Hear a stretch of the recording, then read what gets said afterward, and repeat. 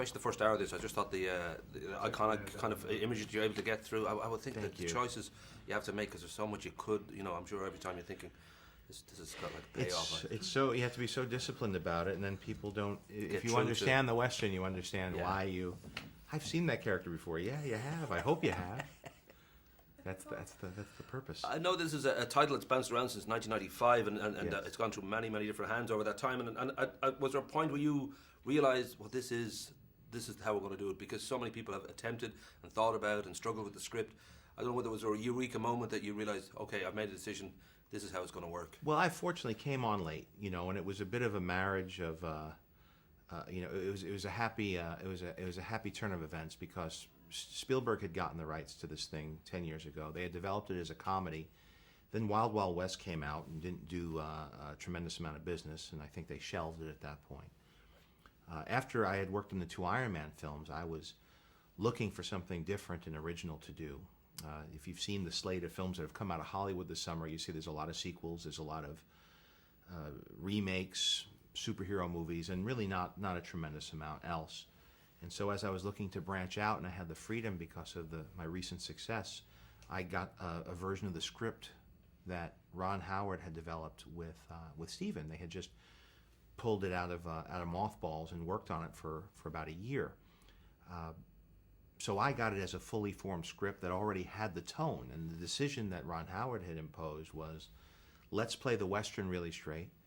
Let's let the science fiction movie be a dangerous real science fiction movie, and let's allow the combination to create the irony and the fun, which is promised in the title. So it was a very offbeat way to go, and I was in a position where I could really try something new and different, because I had already done a few successful films. It was time to take a little bit of a chance. Of course, the beautiful young Stephen, he gave you an iPad with various different westerns on it, like Searchers, Not Forgiven, and Stagecoach, and Shane. And I don't know whether there was a part of you that there were certain films that just resonated, and you thought, okay, this is the tone, this is the film that I'm going to think of when I'm going into this. Yeah, I mean, he gave me that iPad with all those, but he sat down and screened the Searchers for us, and he's a huge fan of Jon Ford.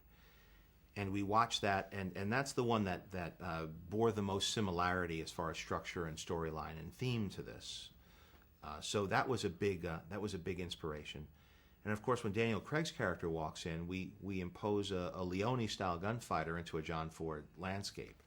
So there's a tension that develops long before the aliens ever come, because Daniel Craig is the man with no name, and I thought it was clever that they chose to make him the man with no name, because he couldn't remember what happened to him because he'd been abducted. Memory, yeah. So he's this magical character, and I thought it was a very clever take on a very absurd concept. Well, I guess that sort of gunfight at the E.T. Corral. There's such a immediately in the title you've got your plot, you've got your pitch, everything is right there in the title, like Snakes in a Plane. That idea that you make it after so many producers, so many script people involved. I counted last night, I think there was 437 people on the script. Was it hard to say, well, this is a Jon Favreau film, ultimately this is going to be my film, all these various different people have... No, I think this one's got hung around my neck pretty firmly. And the challenge is, when you have a title that could be Snakes on a Plane, is how do you do something unexpected with it? How do you go beyond the gag of the title?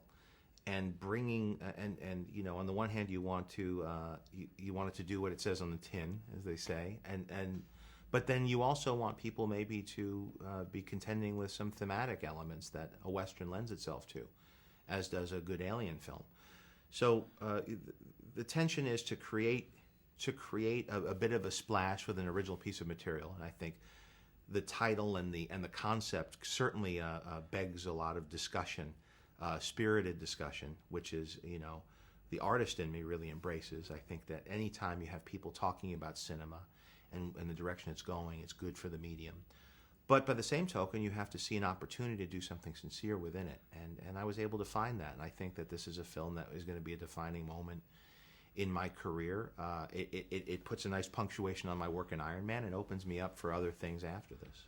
I was thinking that the message of this film, I guess, is that Americans of all races, creeds, religions, colour will pull together as one when it comes to keeping a new foreigner out of their country. I think that's the main message of it. But also, this could be the origins of Scientology. I'm sure this is probably part of the Scientology thinking. This is how it all happened. Just so you know, you've tipped onto something. Oh, deeper. Have I opened myself up to something larger? Well, I hope it's flattering to everybody. This notion too that just with your other work, you mentioned Iron Man, and you've done Satura, and you've done obviously as an actor, you've done a lot of work, and we talk about the great swingers. But I really believe firmly that American on 34th Street and It's a Wonderful Life are all beautiful films and all that. I actually believe Elf is probably the greatest Christmas movie of all time. That's very flattering. And I don't know if you would in any way, shape or form agree with me, because it's difficult to agree with you because I think there are great Christmas movies. I'm glad that it's now part of the rotation of the films that play nonstop during Christmas season. And much like with Cowboys and Aliens, how we pay homage to the films that came before us, with Elf, we were very conscious about the Rankin Bass animated Christmas specials, like Rudolph the Red-Nosed Reindeer, Miracle on 34th Street. And I find that there's a way to deconstruct the traditional genres and combine them in an interesting and original way. And Elf was probably my first experience in really embracing cinema history in my approach to making a movie. And the very last thing, just the fact that you have such a successful career as a director, and people will know you as an actor too. I don't know how you feel about the acting now. Is it something that you feel is almost like a busman's holiday, that you can get a little bit of time off from that pressure of having to think about a film for 3 years?